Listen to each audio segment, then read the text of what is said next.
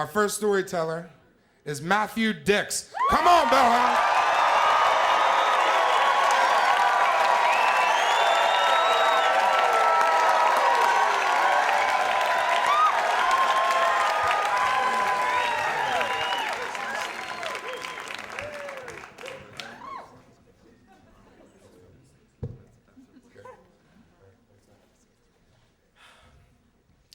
When I was a little boy, I liked to draw pictures.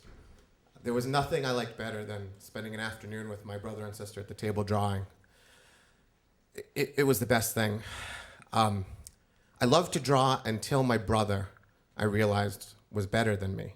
He was a younger kid, and I remember the day his Tyrannosaurus Rex looked better than mine, and he didn't have to look at the book to make the Tyrannosaurus Rex. So being the eldest, I declared that drawing is stupid now, and we're going to play outside much more often. And that was the end of drawing for us. But until that day, it really was something that we loved. But I grew up without any money in a poor house, and my parents couldn't buy us drawing paper.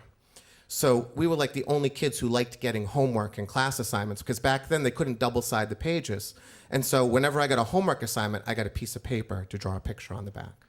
But that wasn't always enough, so we would go to the public library. We discovered that in picture books, the first page, and sometimes the last page, are blank pages. And so we would hide in the children's section. My sister would watch, and we would rip the pages out and stuff them down our shirts and bring them home and draw. And then one day, our parents dropped us off at church and didn't attend with us. And we were sitting in the pew alone. And there were Bibles across the front. And so I took a Bible.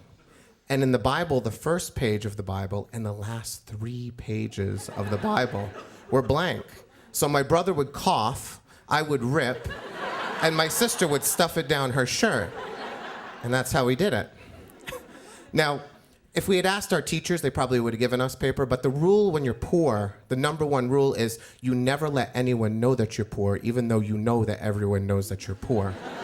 And so we would never, ever ask. I grew up in a generation where teachers would take the roll call by saying how many people are buying hot lunch, how many people are buying cold lunch, and then how many people are buying free lunch today. It was 180 mornings of shame every year for me. And then my mother got divorced, and she remarried 14 seconds later to a man who she worked with. And suddenly there was money in the house again. But the money didn't trickle down. It was sort of like the American economy right now. My parents always had money and we didn't. So my parents would go on Bermuda vacations and they would go to the Poconos. And there was enough money to buy a pool in the backyard. But during the summer, they would send us to Colt Park in Woonsocket, Rhode Island, because the WIC truck would come and there would be free lunches if we waited long enough. We were the first house in Blackstone to have a VCR, which I thought was great because it was like 30 pounds and attached to the remote control with a cord. So when my brother walked through the living room, I would pull on the cord and he would trip over. But they had so much, and we had so little.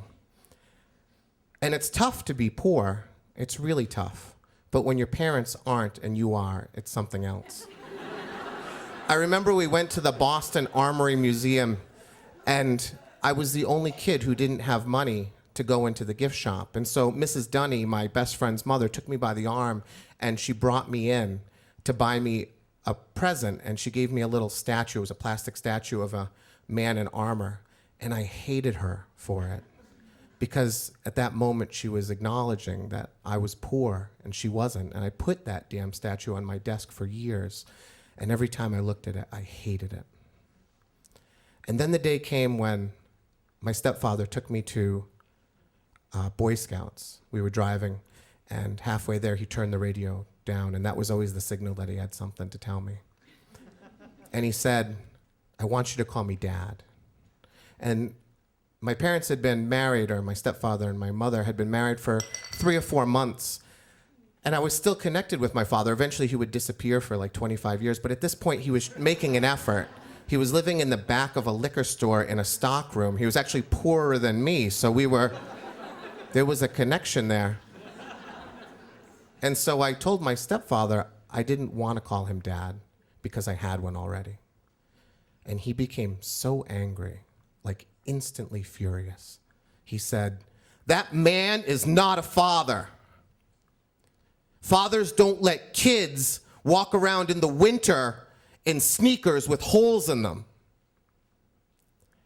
And I was 8, and I didn't know what to say. And then I got angry, and I said, "At least we were all poor together. At least we all had holes in our shoes." Except I didn't say that. And so he brought me to Boy Scouts, and I didn't say anything.